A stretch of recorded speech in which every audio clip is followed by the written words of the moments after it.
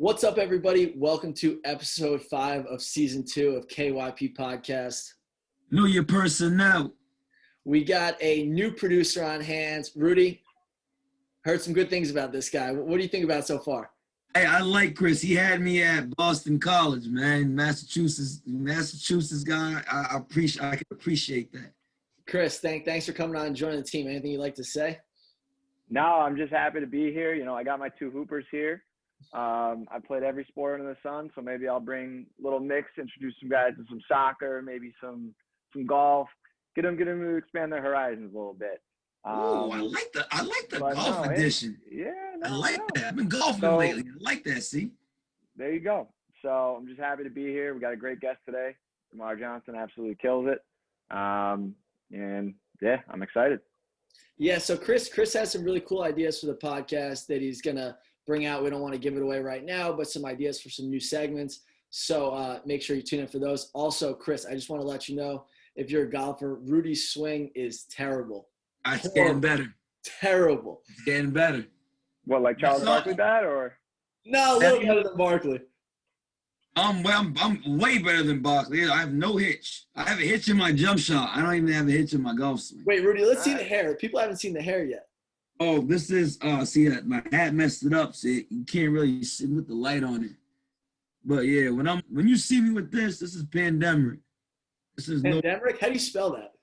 You spell that Pandemrick. Pandemic. Because I remember Quarantino, yeah. Quarantino, huh? That was kind of like a different vibe earlier in quarantine for you. Yeah, it's different. The masks are going, but it's still kind of here, so now I'm pandemic. Okay, I'm with that. All right, it's enough of us rambling. Let's get into the interview. We have DerMarr Slim Johnson, All-American, everything, 6th pick in the NBA draft. Let's get into it.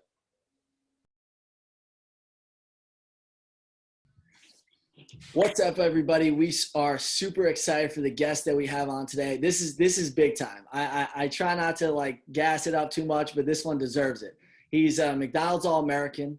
He was the National High School Player of the Year, 6th pick in the NBA draft at the University of Cincinnati, NBA vet, DerMarr Slim Johnson. Thanks for joining us, man.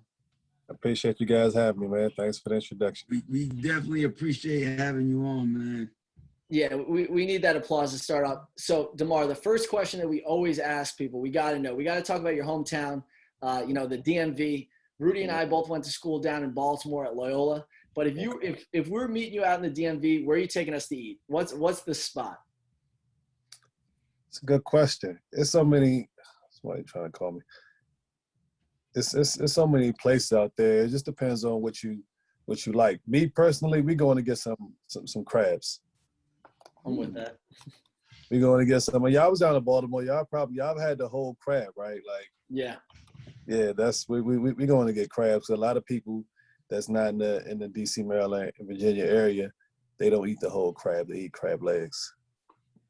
I ain't going front, man. I didn't start eating seafood until like 2018. So when I was out in Baltimore, I missed that whole seafood section. For real. You were just a late adopter? What happened? Were you scared of it? Or? You know, they say your taste bud change every 7 years, man. My shit changed up on me. It was crazy, yeah. About 10 minutes ago. You missed out. For real. All right, let's get back into your younger years, DerMarr. When you first started hooping, were you always, the best on the team? Did it always come natural to you? I'm talking like elementary school, middle school, before, all the accolades in high school. What was that start like for you? I didn't play that young. I didn't grow up playing in like boys club and all that stuff when I was younger. I played in the neighborhood outside on the blacktop around the way. And I couldn't even play with the older dudes. I was just a kid on the side, dribbling around, shooting. And when we played like 33 before it was enough people to actually play a whole game, I'm just out there just trying to, get some shots up on these older guys. And then one year, because our neighborhood, we didn't have an indoor gym. We had outdoor. So in the winter, we inside playing pool and ping pong. So one year, our neighborhood formed a team. I was 12. It was a 1,500 team. I was 12. And it was real unorganized. It was the dudes around the way was coaching. We probably lost every game but one. But I probably was the best player in that team at 12. But I wasn't even that tall. I just could dribble and shoot. Yeah. Well, Then what? even at 12, like that's basketball wise, that's kind of a late start. Yeah, for sure. And I don't even consider that my start because we were so unorganized. We didn't run plays. It was just a whole bunch of dudes from the hood out there playing ball. All the dudes on my team was hustlers. They just was trying to play ball because we finally had a team one year. That was the only year we had a team. And then some other dudes end up seeing me, and I joined another team that I played like a year after. And yeah, I probably was the best player on the team. I was like the center on defense, but I was like the point guard on offense. When did DC Assault find you? So that's like, for people that might not know, that is the premier AU program, especially for those times. Where did they see you? Did they see you on one of these smaller teams and they're like, we need this guy? Nah, it was weird. So it was after, my freshman year, my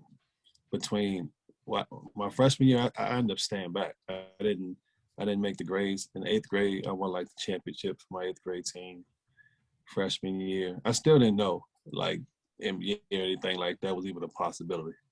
I wasn't even thinking that far into the future. So my freshman year, I didn't make the grades. So after I didn't make the grades, I just didn't care no more. I stayed back that year. So the summer between I'm gonna have to do my freshman year again, but summer between that year and going into my next freshman year, I met Curtis Malone around in the neighborhood in DC. I was outside because I went back and forth between Riverdale, Maryland, and Northeast DC. My dad was DC, my mom was Maryland. I was around my dad's way, a legendary park called Watts, and an older guy that I knew from around the way, he was a DC legend. He's like, my boy want to speak to you.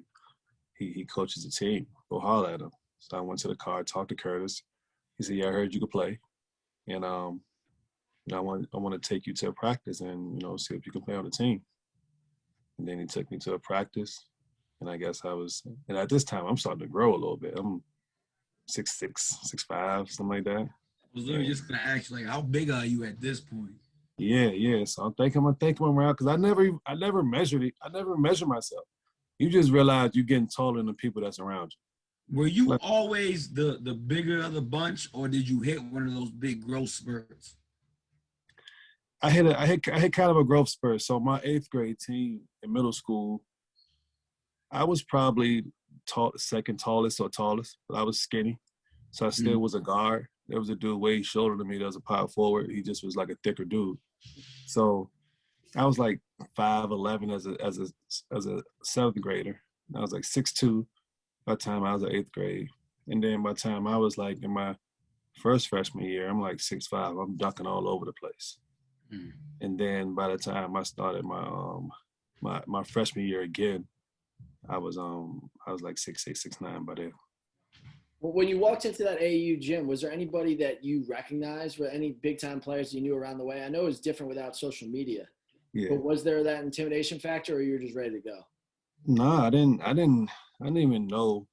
I didn't know a lot of them guys. The only dude I knew was I ended up seeing the championship game where Cardoza played McNamara and Delonte Hill, who ended up being like a brother to me. He was like a sophomore. He played on that team that made it to the championship. I don't think he was there that day, but I didn't even know about the AAU circuit.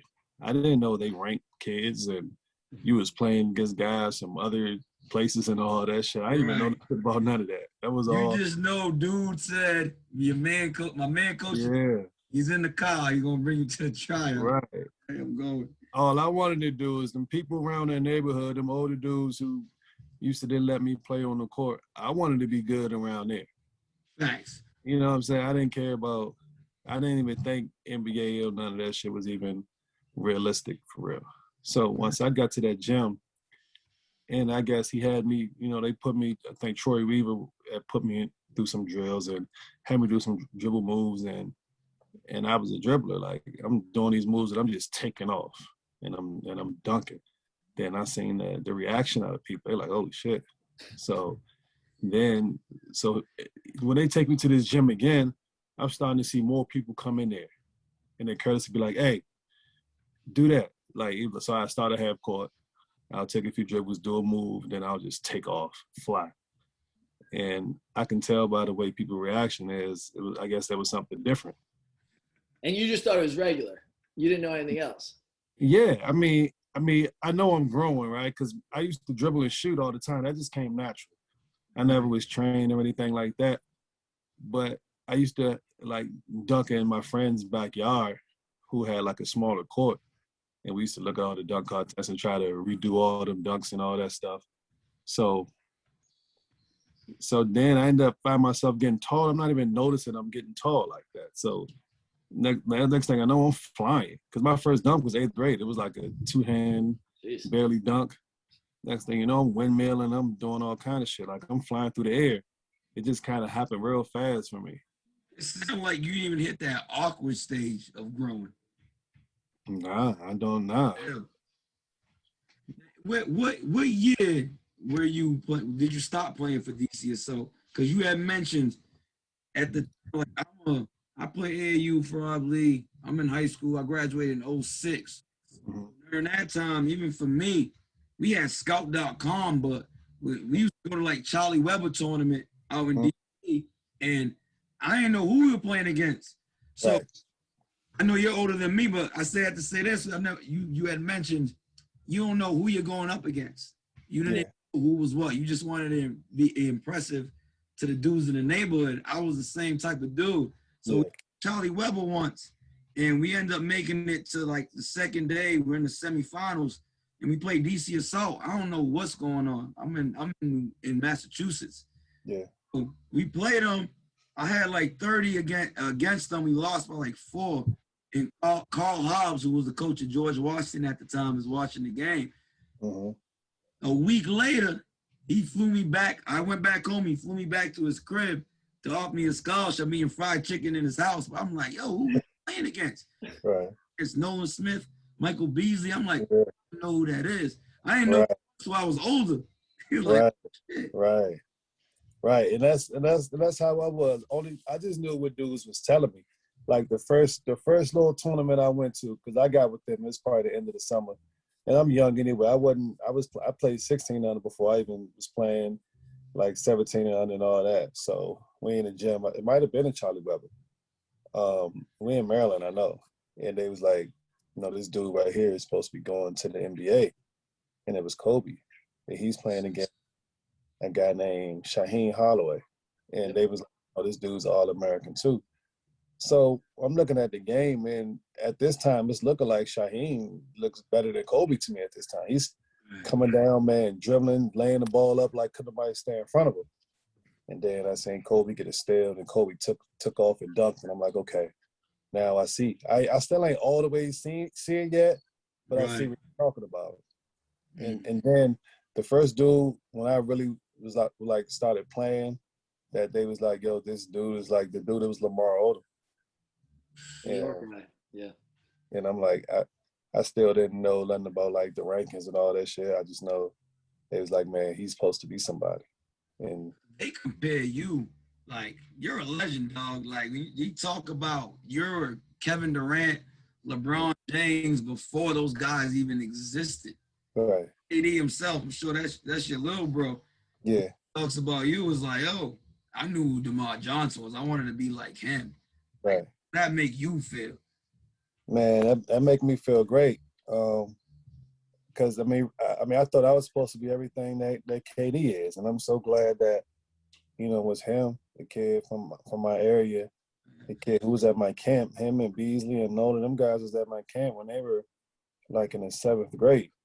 After my rookie year, I hosted a camp back in Maryland, and it was just full of guys who turned out to be really, really good players. And I'm blessed to be able to see them guys grow into men and do the things that they're doing. Yeah, I feel like so many people are caught up in, the social media these days, and like with these young kids becoming celebrities, at the age of like 13, 14. And how do you think that would have affected you? Because, we said parade #1, high school player of the year. That would have been millions of followers, people hitting you up left and right. But it almost feels like from our conversation so far, that kind of helped you remain humble by not even knowing what was going on, not even really worrying about that, just going out there and hooping? How do you think it would have changed your upbringing? Right. I mean, it's a gift and a curse, right? Because you have a lot of people who don't know me because, you know, by accident, I wasn't NBA All-Star, and you got to know. I mean, you got to be older and have been around, or you got to like the team I played on for you to really, really know me. Had there been social media and all that back then, I would have had millions of followers as a sophomore. You know, like how you talk about the kid Amani Bates and all that. I was supposed to be the first guy to come out after my junior year and not even go to my senior year. I had to actually.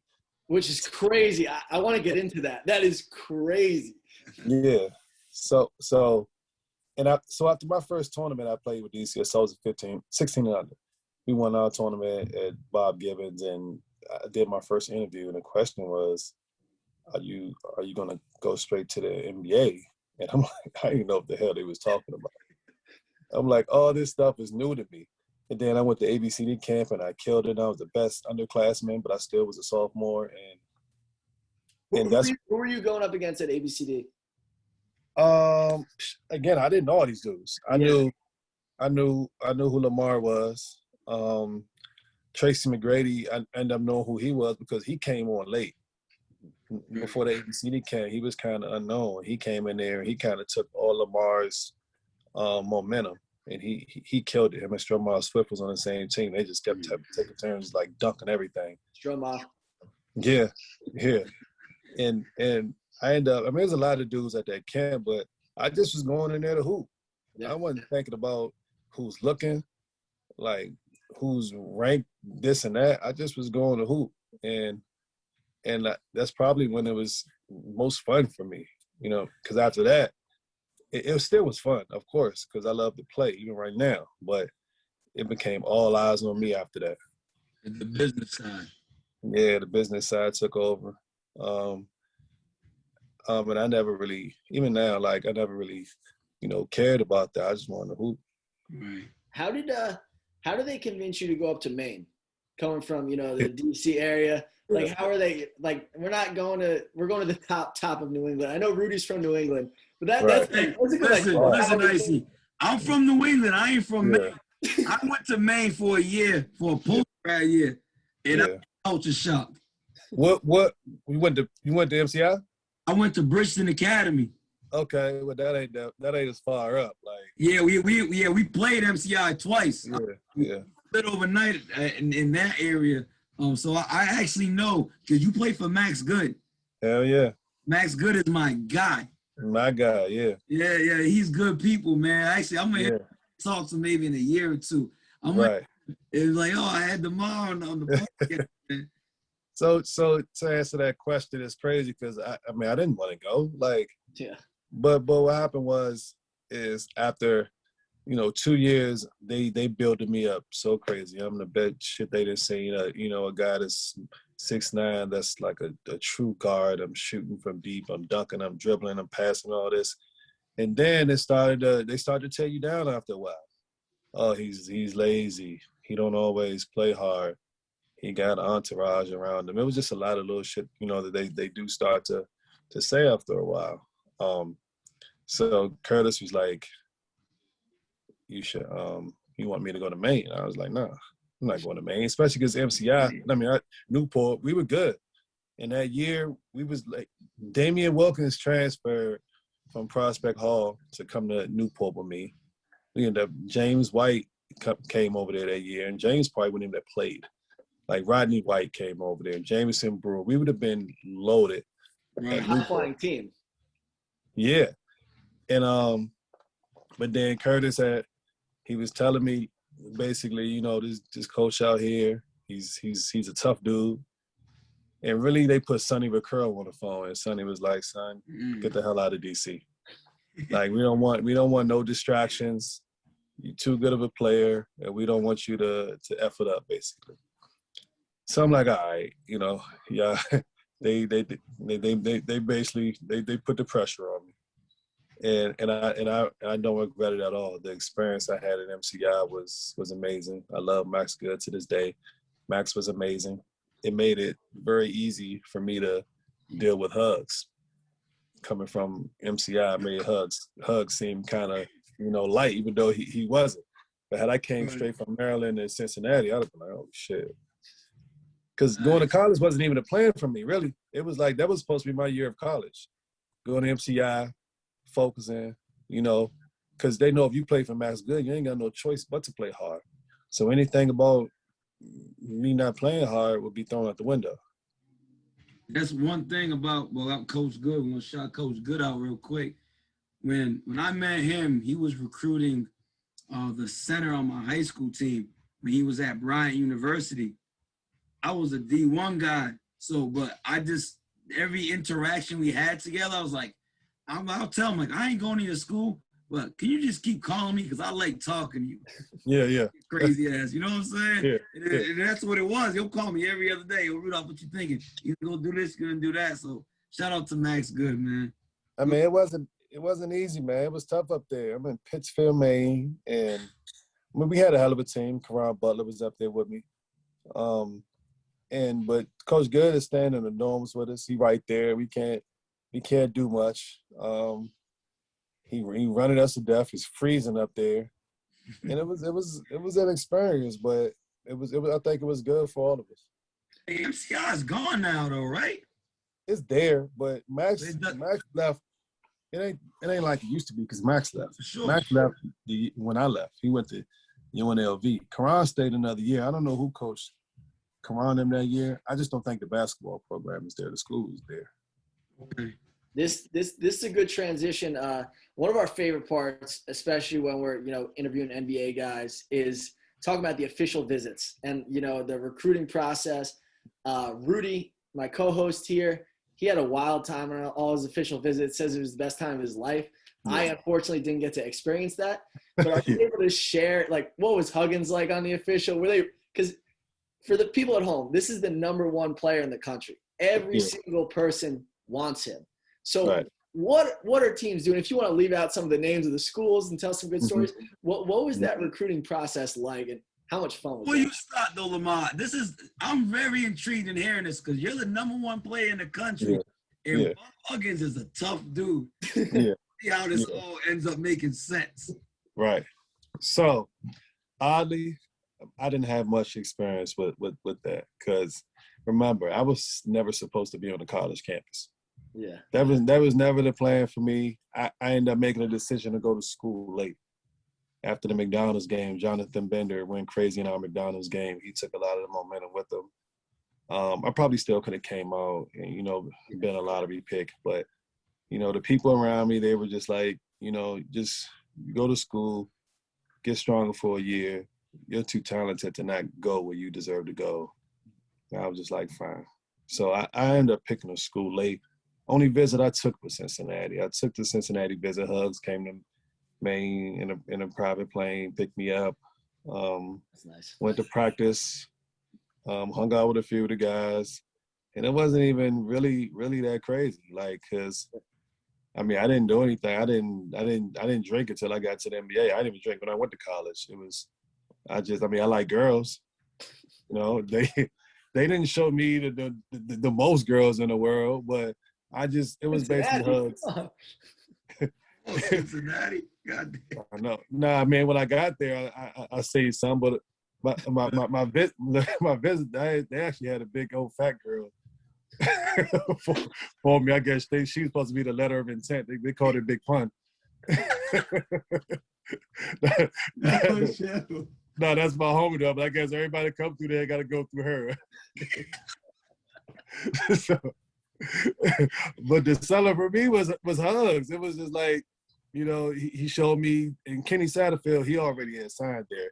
He was blowing my phone up like, bro, he was calling the pay phone because in Maine, we had a pay phone. Like, it was for everybody. When that pay phone ring, you don't know who it's for. And if somebody on it, it's going to be busy. So Kenny was calling. Somebody, yo, Kenny on the phone. He's like, man, this boy really wants you to go to Cincinnati. Because he was blowing me, bro, you got to come up here. You got to come up here. So the Hugs came in there with his kooky sweater on, looking all cool. And he was like, man, this what so-and-so lifted when he came here. This what he lifted 2 months later. You remember, they wanted me to get stronger. he was like, "This is the team," and I'm like, "Damn," because I already knew Kenyon and a few of the guys on the team. And Kenya was coming back. He could have been pro his junior year. Good thing he stayed. And then me and Kenny, you bring the two McDonald's All-Americans. I'm like, damn, we're gonna be pretty good if I go there. They wear Jordan, even though I was an Adidas guy, and I had to get the okay I was gonna ask go that there. with Sonny for Right. Yeah, Sonny thought it was the right move to make. He was like, don't worry, you're gonna have your Adidas deal when you get out of there. And I still went up signing with Nike, but he gave me the okay to do that. And again, if it wasn't for me, if I went straight out of high school and didn't go to school, I wouldn't. I'm in Cincinnati right now. I live in Cincinnati. I'm about to be on the staff at Cincinnati. It's like a second home to me. These people treat me. I play here 1 year. These people treat me so good, and I wouldn't have that if I didn't come to school here.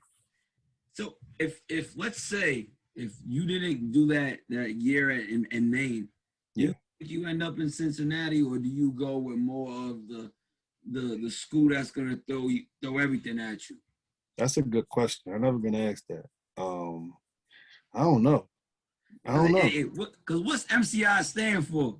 Was it Maine Central Institute? Yes. From the outside looking in, it sounded like you was institutionalized in Maine. You know what? I'm just gonna do this shit. I'm used to it now. It ain't have really nothing to do with that because I was there with some DC dudes, like dudes that playing. Right. The U team went up there with me. Oh, that's fine. And so I wasn't totally uncomfortable, but it was different. And remember, I was going straight. Right, that was never the plan. It wasn't until the last minute.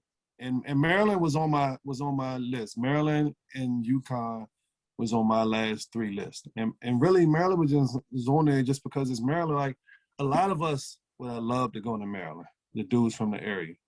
And nobody goes there because at that time, because Gary Williams didn't really want dudes like us. He didn't want no one and does. He didn't want he didn't want to deal with the AAU coaches. He didn't want none of it. Could you imagine? Did Jimmy Patsos recruit you? Yeah, was Jimmy there? Did Jimmy Patsos there? Nah, I don't think so. Dave, what's like Dickinson? I was supposed to cuss his ass out, man. Nah, them dudes, like when I went to unofficial over there, and some dudes told me it's basically like, you should be honored that we want you type of shit. And I'm not like, I need nobody kissing my ass, but it's just like, it's like, bro, these dudes don't want me. Cause I know Are you mad at me, bro? Are you mad at me? Yeah. Because I see how everybody kind of was. Everybody was trying to get around me at this time. Yeah. Curtis was keeping everybody away. They had to go through Curtis. Maybe they didn't want to go through Curtis, but they was different than everybody. They was just basically like, man, you should be honored. We want you here. And I grew up looking at Walt Williams go there. It's right down the street. It's ACC.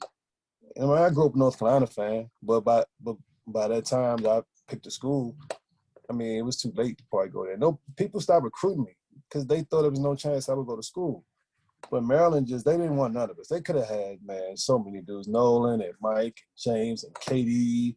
And so many McDonald's that come from our area, and none of them go to Maryland. I don't think I'm from New York, so I don't think I've ever admitted this on the record. The DMV is the best place for hoops. For sure. Just spitting them out, because they see, and it wasn't like that before. Like when I was coming up, it wasn't like that. The dudes I looked up to, the dudes we looked up to weren't pros. They were like street dudes who just were really good and never made it. AAU wasn't big like that until DC Assault came through, and I came up. We started winning tournaments, and next thing you know, man, coaches started looking at our area. And then after me, man, it was McDonald's and McDonald's. Like we was spitting them out every year. So now we go in the gym, and you can see, like right now, kids go in the gym, and they see pros. They see these dudes everywhere they go, so they know that they can make it because they've seen that guy make it. When I was growing up, I didn't know nobody who knew nobody that played in the NBA. Mm-hmm. I didn't think that shit was real. It was TV. You know what I'm saying? So now they know they can make it if they work hard enough because they see these dudes. That's the best part, man.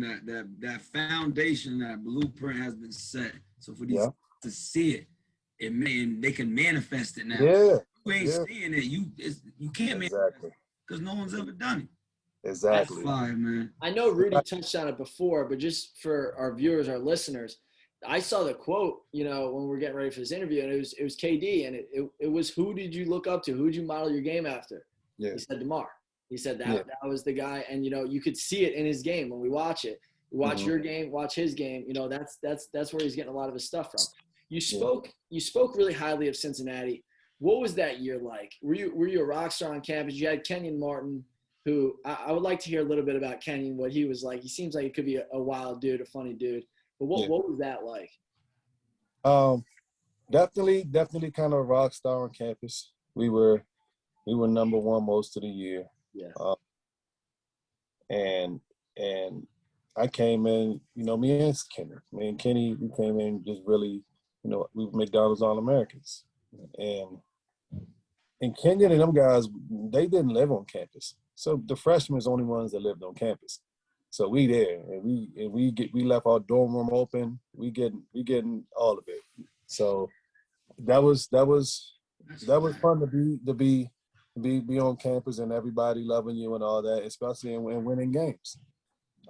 Kenyon, we didn't see Kenyon till practice. Remember, them dudes they ain't live on campus.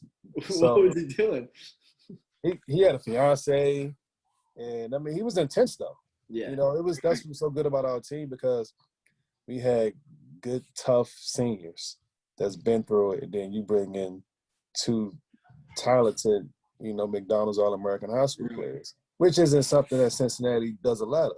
That was, unheard of that year.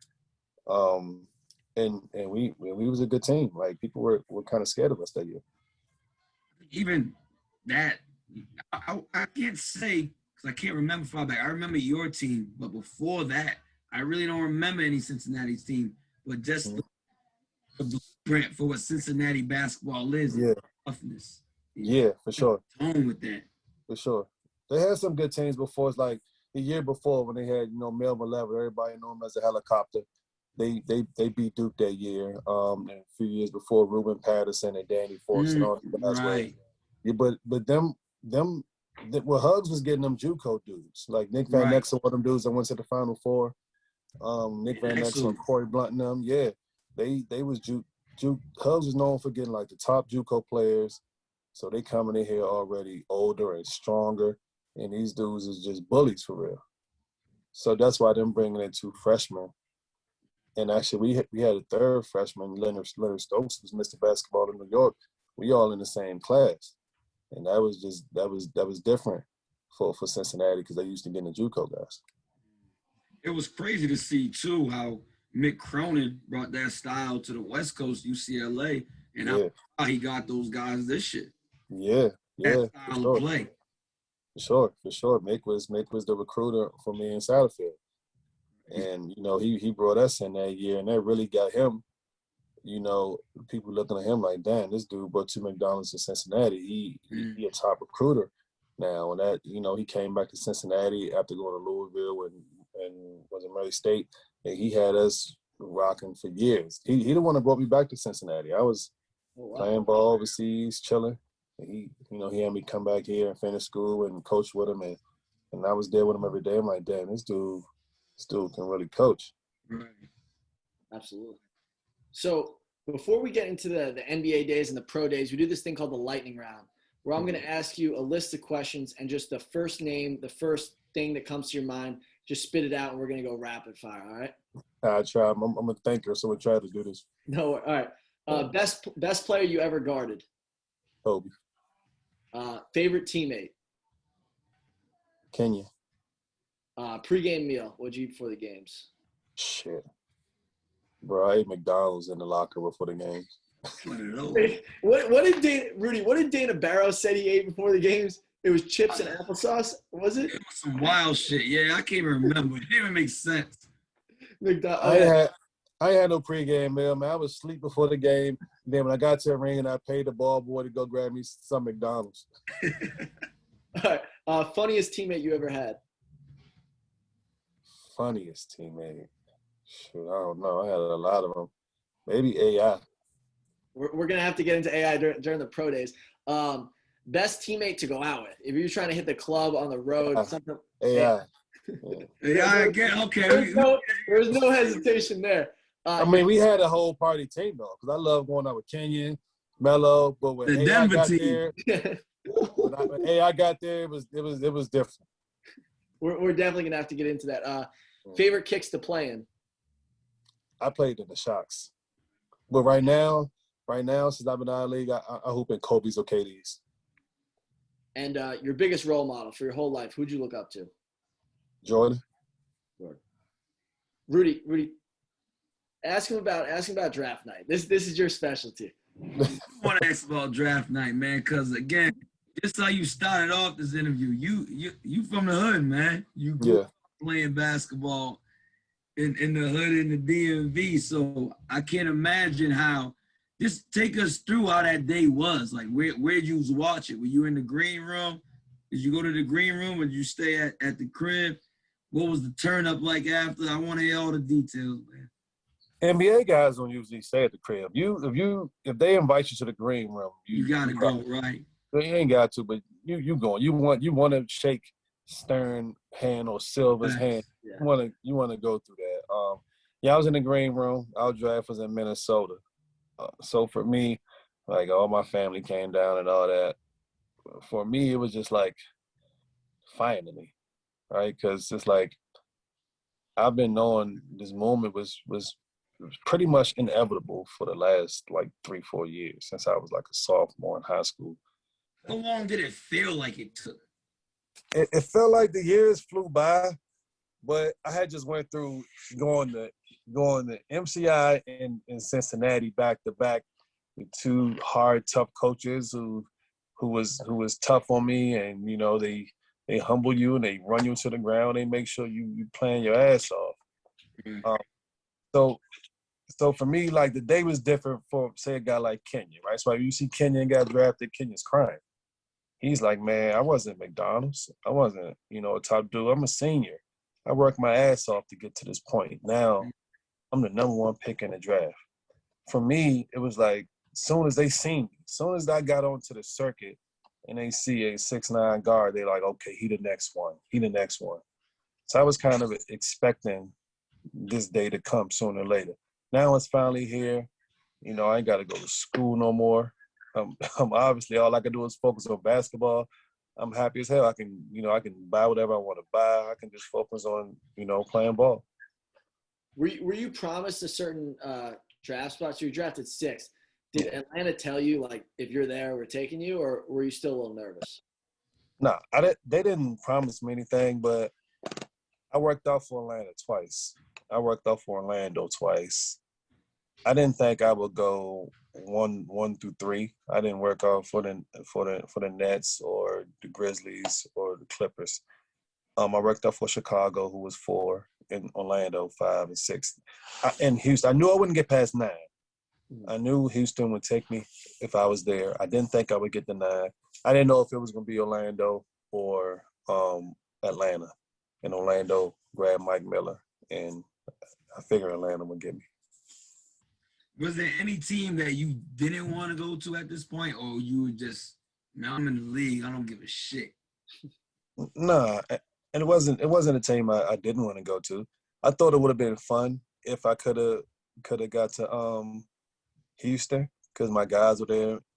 Steve Francis and Moochie Norris, them guys, DC guys, and the way they play ISO ball, them dudes was just clear out the side and just let them get to it. Right. And that would have been fun. Me and Steve talked about that, but I didn't think I would get there.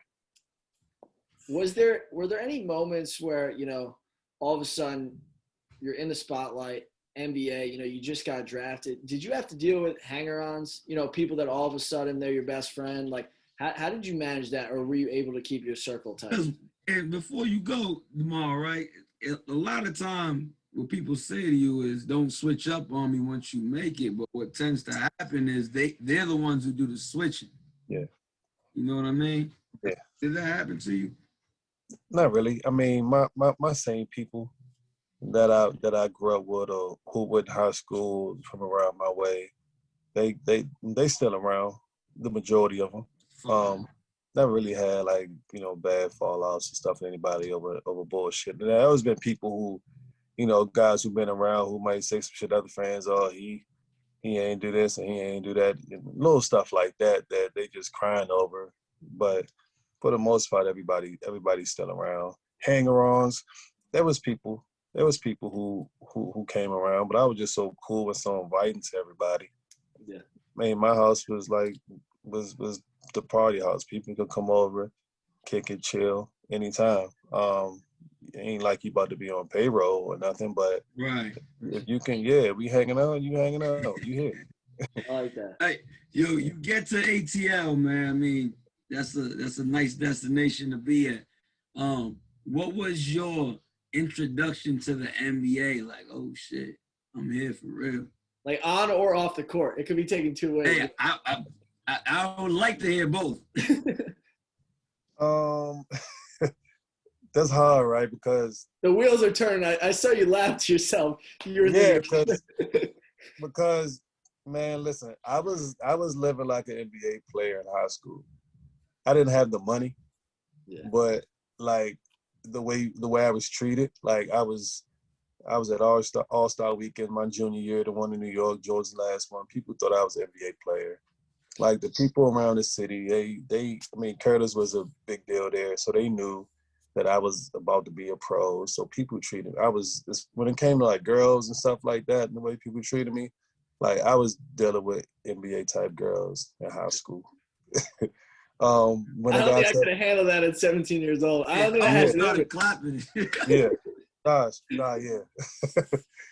So when I got to the NBA, when I got to Atlanta, it was just more the same. They just it was more, and they just, were better looking. That's another question. I don't know if I have an answer for on or off the court. What was the NBA moment? I guess the first NBA moment was my first game. I played against the Hornets. I probably played like 5 minutes. I subbed into the game, and I got 3 quick fouls with Jamal Mashburn. And probably 2 of them was bad calls, but I'm a rookie. And people always ask me, like, who is my hardest person to guard and stuff like that. I always say guys like Jamal Mashburn or guys like Anthony Mason and Colders Williamson. These dudes who like 250, 260. Yeah. I'm 200. Like, I love guarding guys like AI, guys like Kobe, who try to take me one-on-one, because I'm quick, I'm long, move my feet.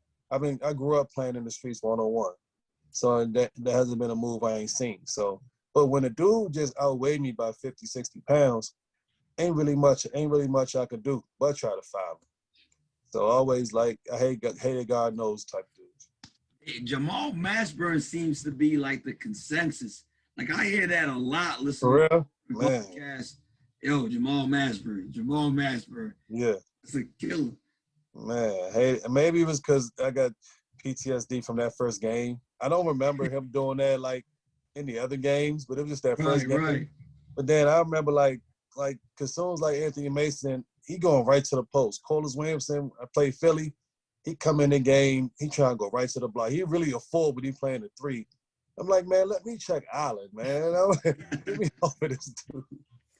You had mentioned that Jordan was your idol. What was there's that famous shot of you standing next to him when he was playing with the Wizards, but what was that like guarding him? Like, did you have any relationship with him previously? I know Cincinnati is a Jordan school. I don't know if you were able to mix with him or go to any of his camps. No, didn't have any relationship with him. I just looked at him like a god. I was blessed to be able to be on the court with him. I played against him. I think it was just that one game, because when we played the Wizards again that year, he didn't play. But we had a little exchange. It was funny. He has a memory. He sees and remembers stuff, because that game when I played against him, I tried to like cross him, and he fouled the hell out of me, smacked my arms all up, and he was like, "I'm not Rip Hamilton."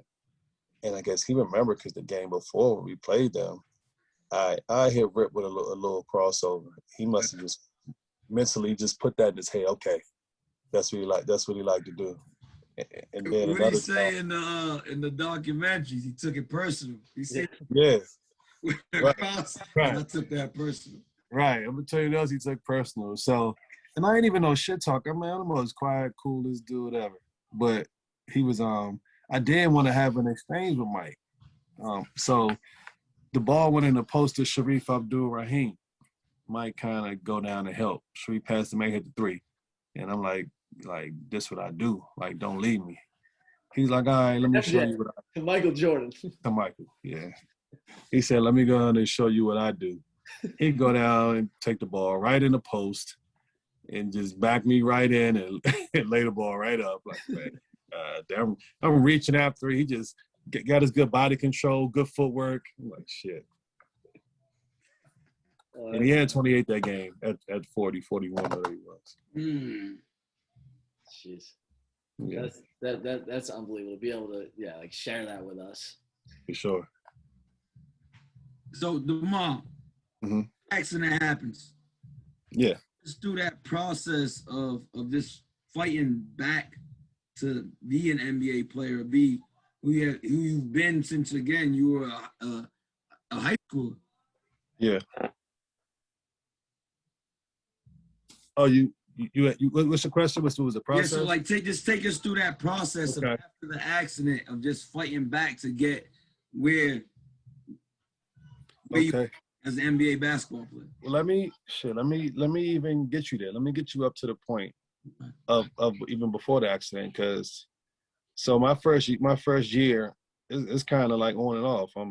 Coach not playing me a lot, throw me in a game. I'm on SportsCenter every time I get in a game. I'm dunking on somebody.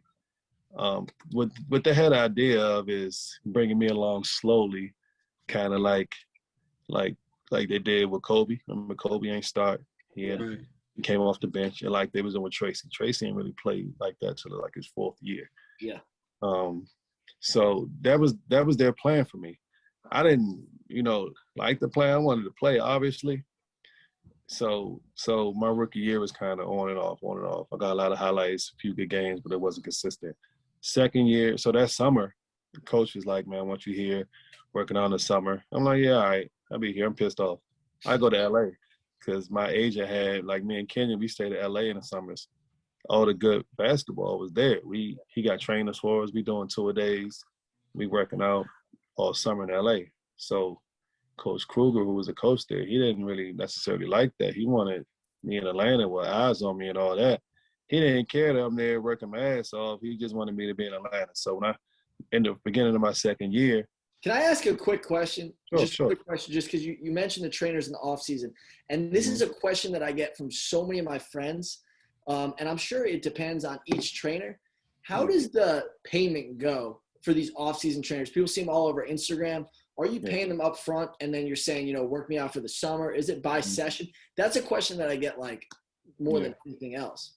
Well, back then it was all handled by my agent. Okay. Now, if that was somehow taken from me at some point, maybe it was. I don't know. Sure it was. It wasn't like I'm looking at my account like this money. At that, I didn't even care. I didn't just know I had money. It didn't matter. Yeah. So I wasn't paying them myself. Mm-hmm. So he just had it all set up out there. The apartments, we ended up, except the rookie year, the next few years, we had to pay for the apartments. Mm-hmm. So Coach benched me at the beginning of my second year. Like, he's pissed I wasn't there. And then by the second half of my second year I started every game. We go on a nice win streak. I'm balling. And I'm sure Atlanta's treating you well right there. Yeah, like I ain't looking over my shoulder. I'm starting. I'm hitting tough shots. I'm helping us win games. I'm dunking on people. Jason Terry he started to come into his own. You got Sharif Abdul Rahim. He's an all-star. Theo Radliff, he one of the best defensive centers in the league. And Ira Noble started at the three, who was a lockdown defensive player. So Tony Kukoc is coming off the bench, and Tony Kukoc was like the sixth man. He coming off. And I think they wanted him to come off so he can come off and we can just throw the ball to him and let him do whatever he wants. Because if he started, it'll help him to do that with Sharif and Jason out there. So now everything's great. That summer, I stayed in Atlanta mostly. I'm working with Lon Kruger because at first our relationship was pretty bad. I didn't like the way he was playing me. Now our relationship is great. I'm about to be the starter next year. We made our fans in Atlanta, season ticket holders. We made them a promise that we make it to the playoffs. If not, they get half their money back. We trade, yeah. We end up trading. That's wild. Yeah, yeah. We was confident because we ended that year great, and then we traded Kukos for Glenn Robinson. The big dog. So we like shit. We bringing in. We already into the season second half great. We just started off so bad we couldn't get the playoffs. We bring in another 20-point score. So then we got me about to come into my third year. This is supposed to be my breakout year. Yeah. I'm working with Lon Kruger every day. Like we in there, we feel good. And then 2 weeks before camp, I remember like it was yesterday. That's when the first day Glenn Robinson came into town. He was my favorite college player that I seen with my own eyes growing up. Purdue? Yeah, Purdue. So I'm like, I'm happy as hell. He's coming.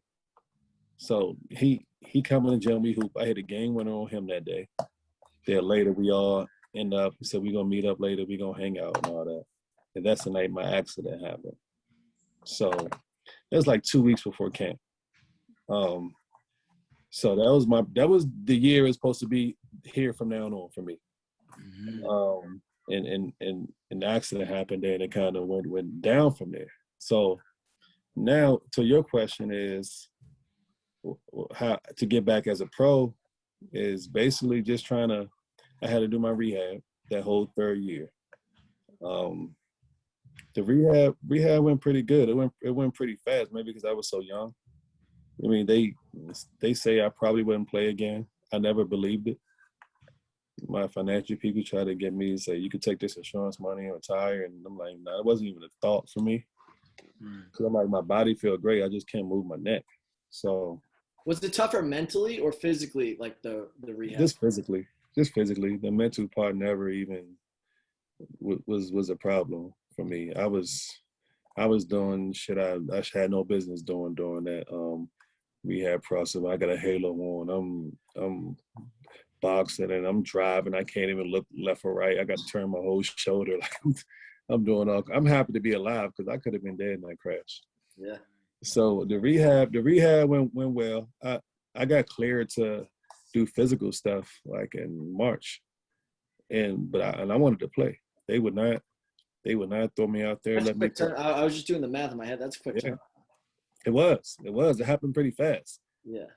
So I'm even before the game, I'm on the court like working out with the trainers and all that, man. I'm full sweat. I'm going crazy. I'm dunking. I'm trying to show these people that I'm ready to play. I felt great.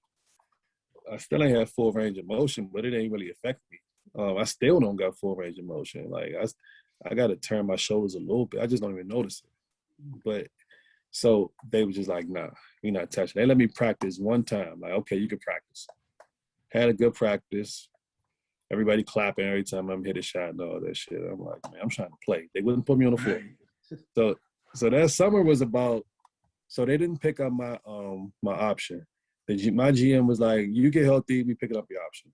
And I could have had my option picked up before that actually even happened, but it wasn't even aware. I'm like, there's no way they not picked up my option. I was gonna get a big contract just off of potential, even if I have like a shitty year. Yeah. So it wasn't even a thought. So he gets fired. So then a new guy come in and was like, they can't honor that basically.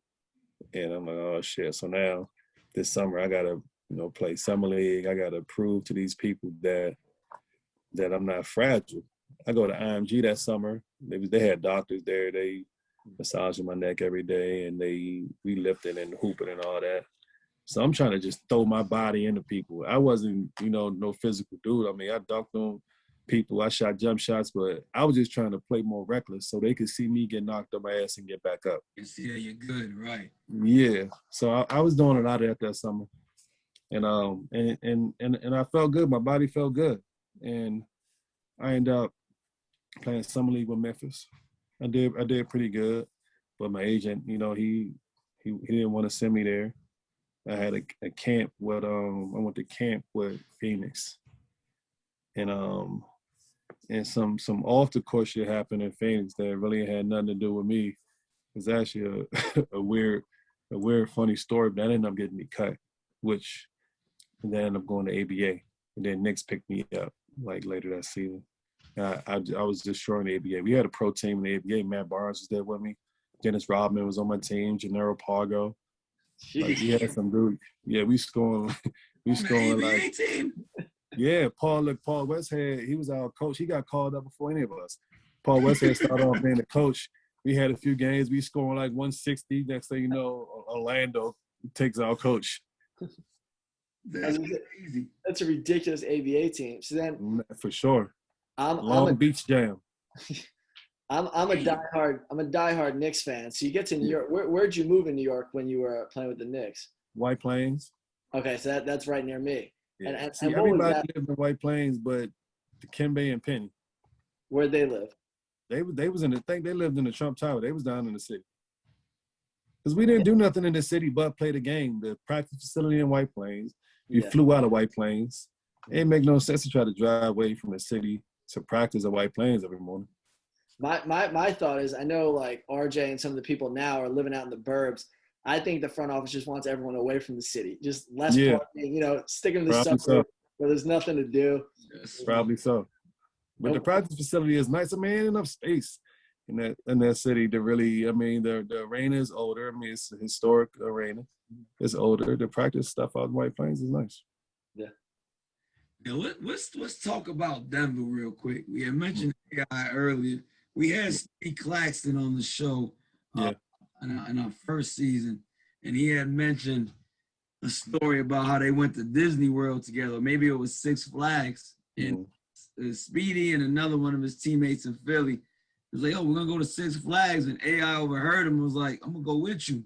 And they looked at each other like, "You can't come with us. You're Allen Iverson." Yeah. He ends up going with him to Six Flags Disney World. I can't remember which one it was. Yeah. He didn't notice them, and next thing you know, it's the bum. It's over. It's over. It's over. So did he not understand that he was? Yeah, he understands. He knows. He not about to stop. He not about to stop living his life. Right. I respect that. Because Melo wasn't about to just go to the mall and all that. He was in Denver. He not about to just, do that. Hey, man, we going to the mall. Like we going to Fridays. I was gonna ask about Fridays. Fridays and the Coronas. Yeah, we go to Dave and Buster's. We going to these places, and you know what I'm saying. So you catch him at the right time. Yeah, he gonna tell you his whole story. He gonna give you a good speech and all that. But then sometimes if he we trying to have a conversation, or if he doing something, it's like, bro, just not right now. Shit, we might have to ask AI on the podcast. Talk to us. You might not say. I'm willing to take that chance. Shit. Right, but that's a different experience there. Like when someone tell you some funny story about that when he comes to the team, because remember this is Melo hater. It's Melo or LeBron. They the next dudes. They Magic and Bird. They taking over the league type shit. And so when AI get there, and we playing away. Like they do the starting lineup. Carmelo Anthony, boo. When they announced AI, the opposing team cheers. I've never seen no shit like that in my life. But the opposing team is cheering for a dude. And then when we go out, this when like the camera phones first started. Like, people can be like, yeah, Melo and all that. But I'm thinking, man, Melo is like one of the baddest dudes in the world. When AI got there, his celebrity was just so different. Man, dudes and everybody, everywhere we walk, dudes got their fucking camera phones in front of this dude's face. I'm like, shit, this dude is a real rock star. What was the best out of town city to play at with that squad? I assume I've been to Denver. I feel like maybe the road at Miami, New York could be LA might be more fun than being at home in Denver, especially, just being on the road. What was the best city to be in? Well, listen, I don't know when you went to Denver, but our team, we tore Denver apart. Really?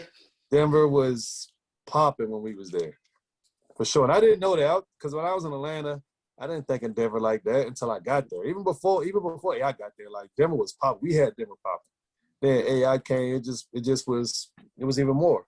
So every city was pretty much fun with that team. But I mean, y'all know the main cities, Miami and LA and New York, Atlanta, Houston, DC. But I think a lot of guys like Toronto probably. Like Toronto's probably on most guys' top 3. Really? Yeah. They say Toronto's nice to visit, not to live. Yeah. I mean, maybe not to live, but Right, yeah, right. to visit. I mean, Nice to visit. the women are beautiful. They love Americans. Yeah, we gotta plan that trip to Toronto, bro. Hey man, I'm trying to tell you. We'll make a podcast trip there. So just to, I mean, so many of our viewers love hearing about, like the off the court stuff. So when you pull up to one of these cities, like who was the squad that you were rolling out with in Denver? And, are you just going out to dinner first and ends up in the club? Do you have to call ahead of time, or is it just you guys show up and they already know what's going on? It just depends. It depends what city and what time we get into a city. It was mostly me and Kenya. Me and Kenya and Melo sometimes, JR. And then when AI came to the team is when we had that fight against New York. So JR and Melo was suspended. So that's how me and AI got so close. Kenya was hurt, and AI, and not AI, but Melo and JR, they suspended for the fight. So it's me and AI every day. Like we together every day. And I had to give him my number. I wore number 3. And when he came, I gave him 3 and I wore number 8. I was going to ask about that. How does that go? How does that conversation go? It was done before he got there because he came on game day. We had to play that day. So it wasn't even like, DJ, are you going to give AI your number? It was like, yeah. So what number you want to wear? Like, yeah, you number 8 now. Yeah, man, and they knew. I mean, I wasn't about to. I mean, I'm an AI fan. I'm not married to number 3. I want number 1 in Atlanta, but usually, guys pay for that number. And he asked me before one time we was together. He had like this black diamond watch on. He's like, "You want this watch or whatever?" And I was like, "Nah, I don't really got nothing black diamonds, but nah, I'll wait. I get something later, or whatever." And I ain't never end up getting nothing, but he's done so much for me. Our friendship, we close to this day, like one of my best friends. So cool. I ain't never trip off that. That's fine. I think what Speedy said was, I think his quote was, he got some off the strength of AI. Just as long as he was near AI, he said he was good wherever he was. Yeah, for sure. I mean, he lived his life and he liked to have fun. He was gonna make sure people around him taken care of. But what did change also a lot is on the plane, our card games. Our card games money boosted up a whole lot when he came on the plane. Like we'll be playing Boo Ray, 20 a hand. Then when the plane about to land, we'll move up to 40 or something. We was playing 100 a hand at that point. Now these pots are getting to 15 and 20,000, and it's hard. You can't be AI because he got 200,000 in his backpack. So he'll be like, I don't know if y'all know how to play this game, but it's like if you get dealt 5 cards, whatever card you deal over, you turn over whatever card you want, and that suit is the trump. And if you could say I want 3 cards, I want 1 card, well I'm good. I don't want none. If you ain't got shit, you getting out. Especially if that pot is big. Unless I got the ace, I'm out of there. AI will have no trump, ask for 5 cards, and win. Like, people be so mad. Money makes money. Man, because he's not scared. He's not scared to fucking, like some dudes in there like, man, I'm not trying to lose this $15,000 pot. He don't care if he loses. He give shit, 2 shits about it. And that not fear, he ends up winning. That's an ill little approach. I'm gonna stop bluffing out here. Man, but I seen a lot of dudes get that pot and they can't cover it. Like, oh yeah, right. So that Denver team, if you don't run into my Lake, I'm a big Laker fan. If you don't run into the Lakers, you're going to the NBA Finals. Right. So that was the year I left. That I was with the Spurs that year, and Okay. we lost to the Lakers in the Western Conference Finals. So my 3 years in Denver, we played the Spurs, which we went to San Antonio. We won the first game in San Antonio, and then they won every game after that. Then the next year, Clippers. We lost to the Clippers. But Elton Brand and Sam Cassell and Sean Livingston, Katino Mobley, them dudes. And then we lost to the Spurs again my last year with AI. Yeah. Now, DerMarr, just before we leave the NBA real quick, see a healthy DerMarr in the NBA right now. Mm-hmm. What do you think you do out there right now? Because I think this game more than ever, even in the time you did play, fits your playing style more than anything. Yeah, I hear that. I hear that so much. People be saying that I was born too soon, that this is basically my style of play. Shit, bro. I feel like, anytime I get the opportunity on the floor, I feel like I'm gonna do work. But this is definitely my style. Right. Running up and down, fucking shoot threes, dunk. You got threes playing forwards. I could guard multiple positions. Like, this is definitely my style. These high scoring games, because back when I played, every team I've been on, you had to throw the ball into the post. When I was in Atlanta, Sharif Abdul-Rahim, throw the ball in the post, go spot up. When I was in Denver, throw the ball in the post to Melo, go spot up. Now, man, going out there and you able to shoot contested threes and shit too, shit.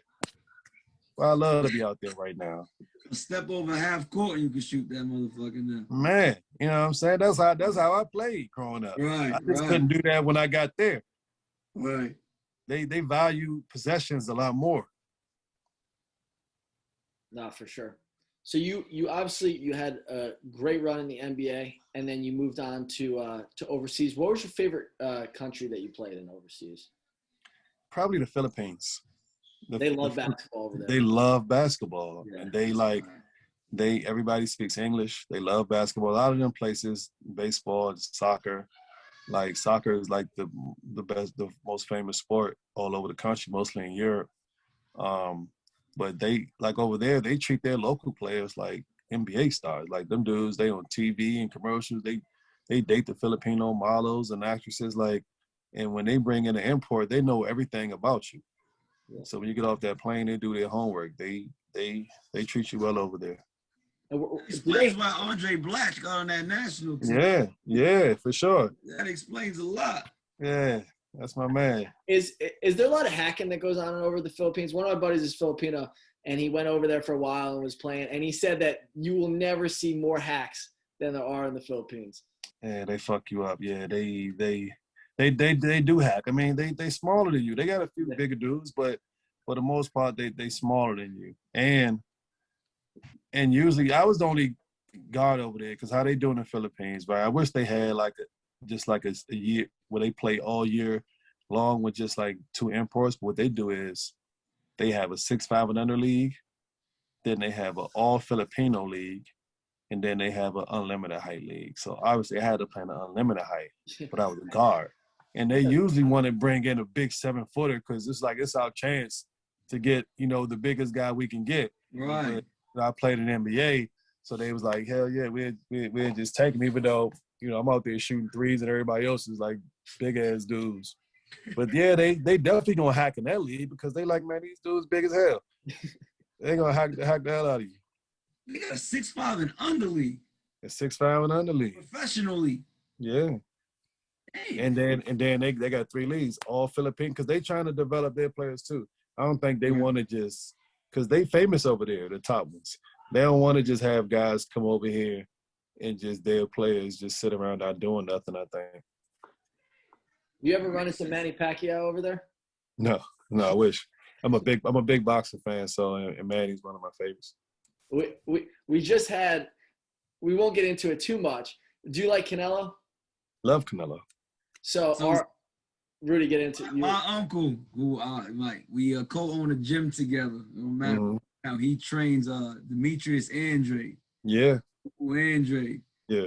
He's been a strength and conditioning coach for like the last 10 years. So you've seen Canelo talk crazy to him. Yeah. Yeah, so I'm a big boo-boo fan. I like Canelo too. Right. I want to see the motherfuckers fight. We just Right, had me him on the too. pod. Yeah. Look, my boy Flight White. He would say he been saying for a minute, man, Canelo running from Boo Boo, Canelo running from Boo Boo. Yeah. And I'm like, man, Canelo been fighting everybody since he was like 20. Like he was like, man, No, there's styles. Their styles, like I ain't Yeah. running from them, but like a lot of shit just don't add up as far as why they didn't fight. Because even the Billy Joe fight, Boo Boo was supposed to fight Billy Joe like 2 years ago, but Billy Joe tested positive for steroids. Yeah. Who was the headliner for that fight? He was the favorite. And how did that happen? And Billy Joe ends up getting the Canelo fight still. It's like, what the hell? And I mean, did Billy Joe hold a belt? he held one, but Boo, Canelo want them belts. Canelo want them belts. yeah, but Boo has the belt too.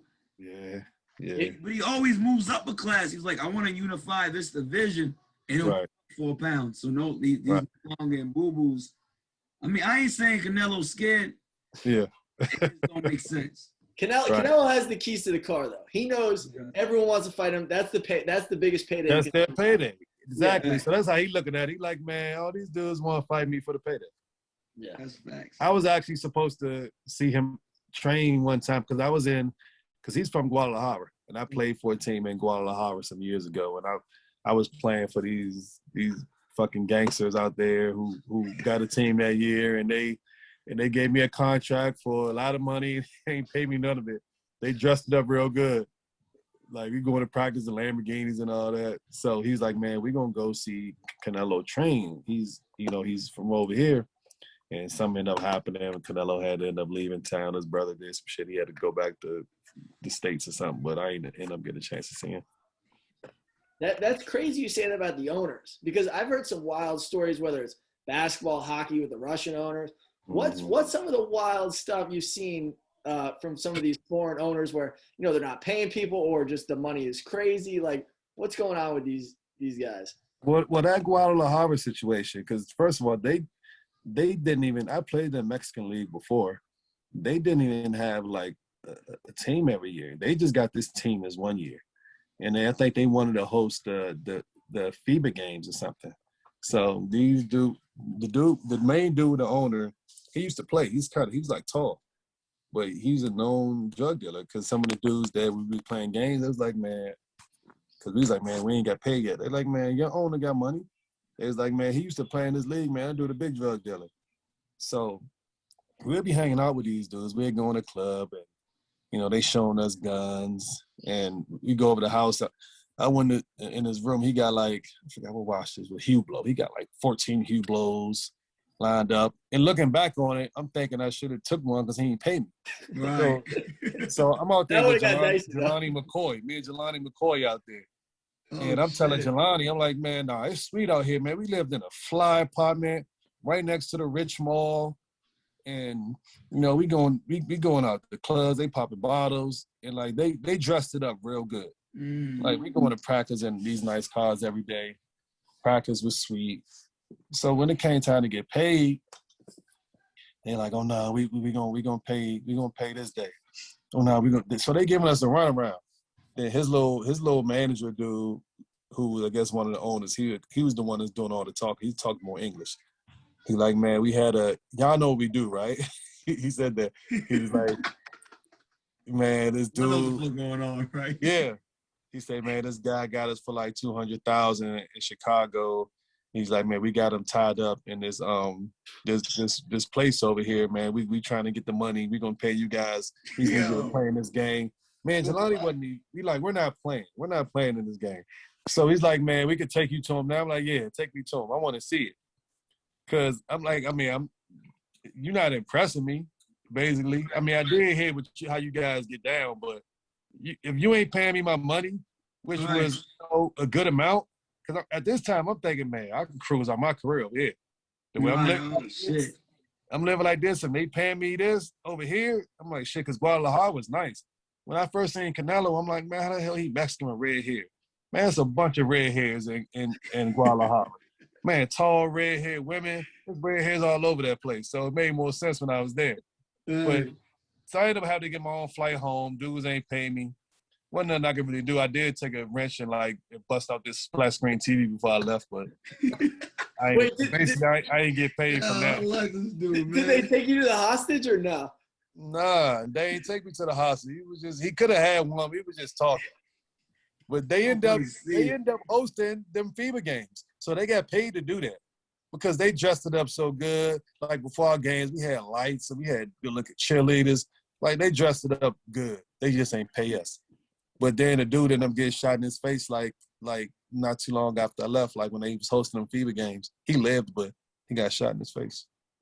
That explains why you talking like this. You ain't scared of him no more. Well, he ain't coming over here. I ain't going to Guadalajara. You ain't going to Guadalajara. Right. And there was some clubs they wouldn't even take us there because it was one nice club. They was like, the dude was like, nah, we ain't gonna go over there. It's too much mafia over there. I was like, all right. We ain't going there without y'all. How was Colombia? How'd you like Colombia? Loved Colombia. That was my only championship.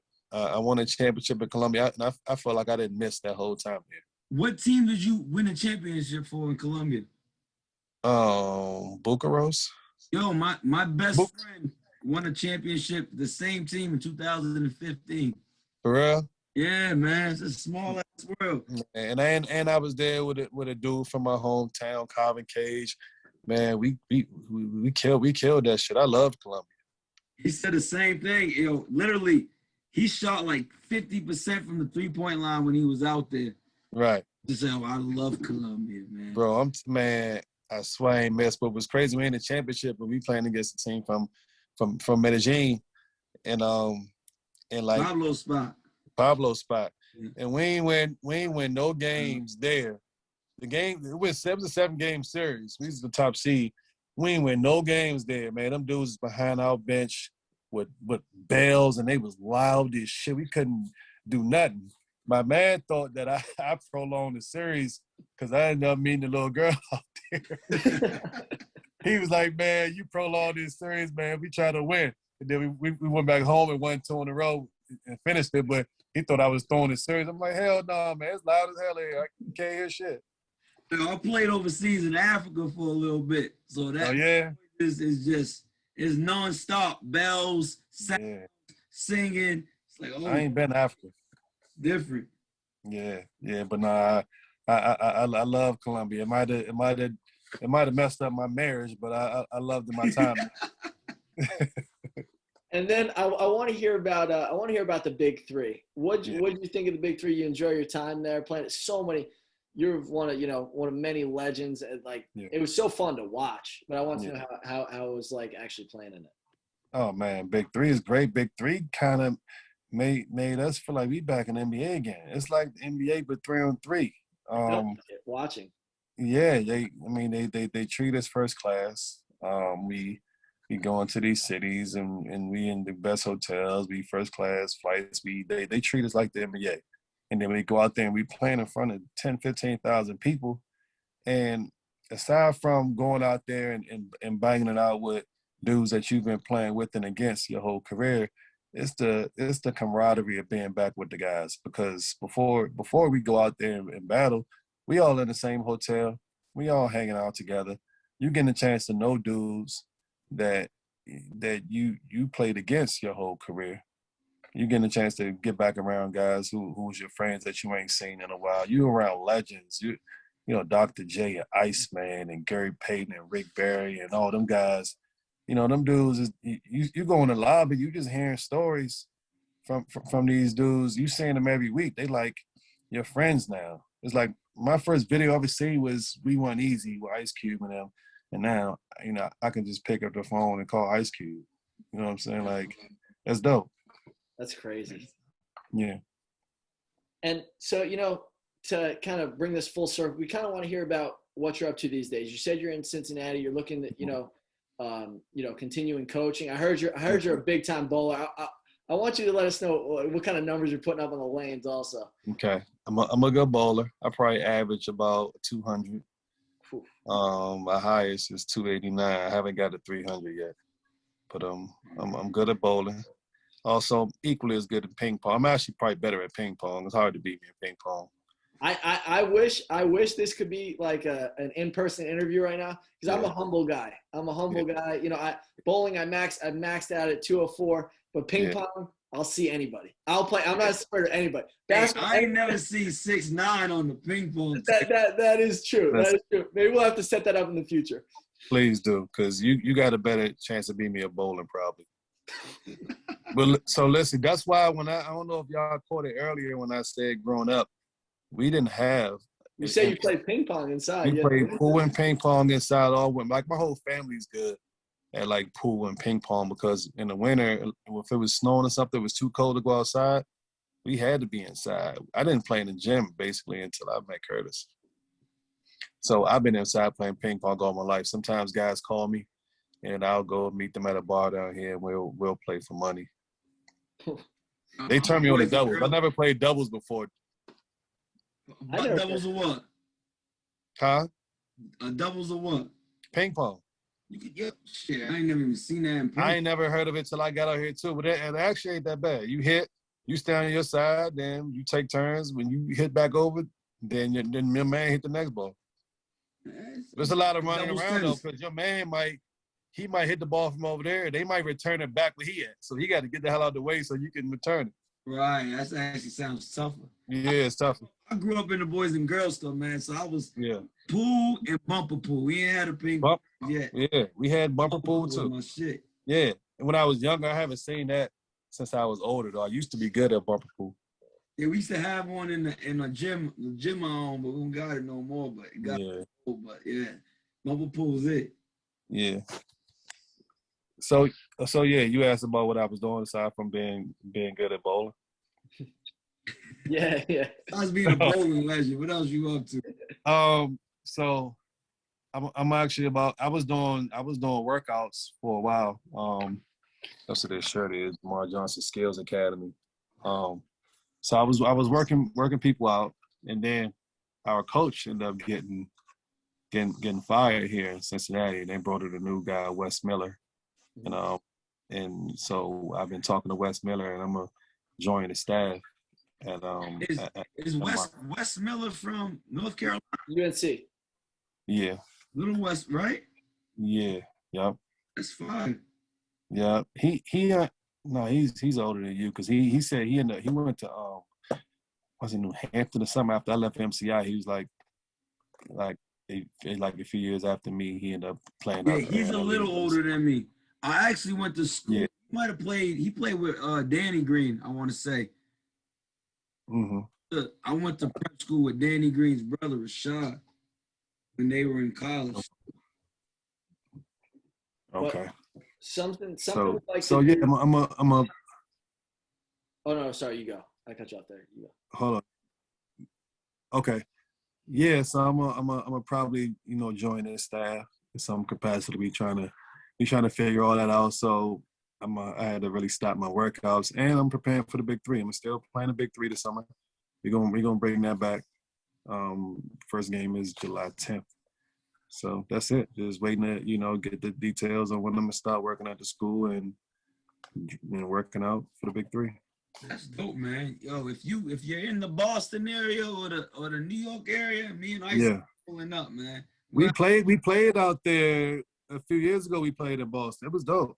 Yeah, I remember that. Mm-hmm. Something we like to do at the end of episodes is kind of just talk things into fruition. Like when we had Speedy on, we told him, you're going to become the head coach of Hofstra. Fast forward, he's the head coach of Hofstra. We told Ryan Archidiacono he's going to hit the game winner. He hasn't done it yet, but it's going to happen. It's just we told Boo Boo he's going to get the Canelo fight. Hopefully that happens too. Yeah, hopefully that happens. Yeah. We had Boo Boo on too. Rudy, so what are you feeling for Slim? I'm feeling a Big 3 championship. That's what I was feeling. I'm feeling a Big 3 championship. I'm feeling a 300 on the bowling scene. And I'm also feeling a move up the college assistant coach ranks. I like that. My man. Does that sound good to you? My man, I like that. Yeah, that all sounds good to me. But yeah, Slim, I just want to say I really appreciate you coming on. This is an awesome interview. You know, like it's I've never got to speak to the number one player in the country, recruit like that, an NBA vet. I really just appreciate you taking the time for us to, you know, pick your brain and hear some of the cool stories and, you know, let us into your world. Rudy? Real shit, No bro. problem, fellas. Thank you. Yeah, man. I appreciate you guys having me. Good luck with what you guys doing, man. Thank you. All right, thank you, brother. That was a heck of an interview. Think about it for a second right now. We started this podcast, you know, a couple months ago. We've been growing, had some new additions. Chris, we're super excited to have on. This is our second lottery pick this season. Let that sink in. It kind of shows us that the basketball world is very, very small, right, and connected. But just to have DerMarr Johnson on, he's a legit OG. Like he's KD's OG. He's Allen Iverson's one of his closest friends. This is a DMV legend we have on today. Chris, what stood out to you? Was there any stories that kind of like took you back there? I mean, his stuff about him and the girl everyone had to get through, you know, playing cards with AI, the big bluffer, like just, you know, I was cracking up the whole time. He's just a true legend. He doesn't give a mofo about anything. He's just doing him and he's running the world and that's it. Yeah, DerMarr's great. I wish him the best. Wait, what was that game? I felt terrible not knowing the game. Rudy, what game was he talking about? Which one? The card game that he was talking about. It was Trump or something. I've heard about it, but I've never played it. I never played that game either. I assume it's like poker, but you kind of show your hand a little bit and go from there. But I've never played it. We might have to check that out. I might have to get that. Yeah. We're going to a Big 3 game. 100%. I'm gonna check the schedule. Sure. I got his cell phone number. I might have to hit him up for some tickets. Can we get Allen Iverson on the show on a good day? That was a mistake that we have a didn't chance. All right. We're rambling even more. We are. Let's get the. We got his number. Yeah. He had a all good time. He won't care. Everyone, make sure you like and subscribe. KYP Podcast. Know your personnel. Make sure you know how to spell personnel. If not, you got some bigger issues. We're on YouTube. We're back on YouTube. We missed a couple episodes on YouTube. We got that cleared up. Some tech issues. We're on Amazon Music, Apple Podcasts, Spotify. Get it everywhere. Share it, and let us know who you want to have on the future episodes. We got some really cool guests lined up. There's some rumors about Major League Baseball. This would be our first interview for baseball. We got some more hoopers. You know, that's where I come in. I'm the baseball guy. That's my section over there. There we go. Pandemic. I might have to get something. My fade is looking a little suspect right now because in the barbershops near me, they can't trim your beard right now because of the pandemic. But there's a reason I'm wearing a hat right now. I'll tell you that. The mop going. Take care of each other. All right, everybody. We'll catch you next week.